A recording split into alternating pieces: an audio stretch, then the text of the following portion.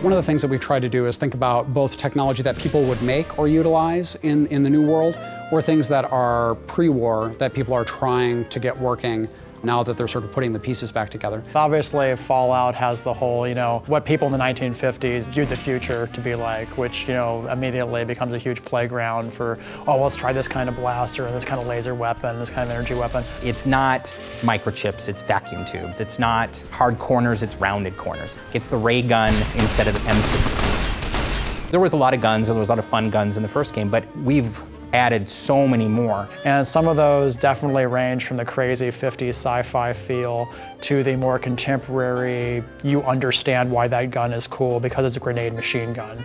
And you understand the machine gun that shoots grenades.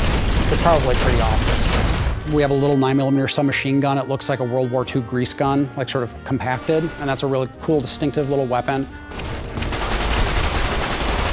The Ranger Sequoia, which is this massive ornamented revolver that only elite Rangers have. It fires like rifle rounds. It's very powerful. We wanted to make sure that energy weapons had a very distinct feeling from guns. We wanted there to be something mechanically different about them so that the player had a different type of experience while using them. So we introduced this thing called the recharger rifle. And the recharger rifle, you don't have to carry ammo for. It recharges it automatically. But it doesn't do it as fast as you can shoot it. You have to kind of pace out how you fire it.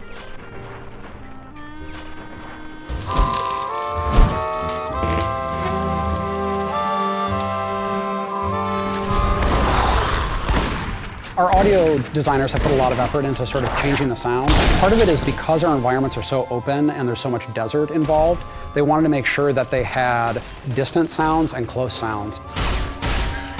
What we do is we take the Fallout 3 weapon assets and we have repurposed them so that they sound a little more like they're in the environment of Fallout New Vegas. So you hear the rapport of the sound bouncing off the different spaces and in the mountains in the background and all that.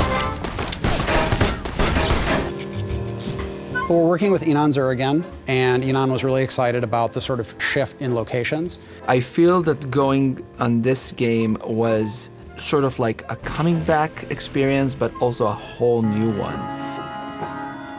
We've been very fortunate to have the best actors in the world, some of the best musicians in the world coming in, best composers in the world, and the best sound designers. And all these things have come together to really create a soundscape that I'm very proud of. It achieves the goals that we really set out for this project.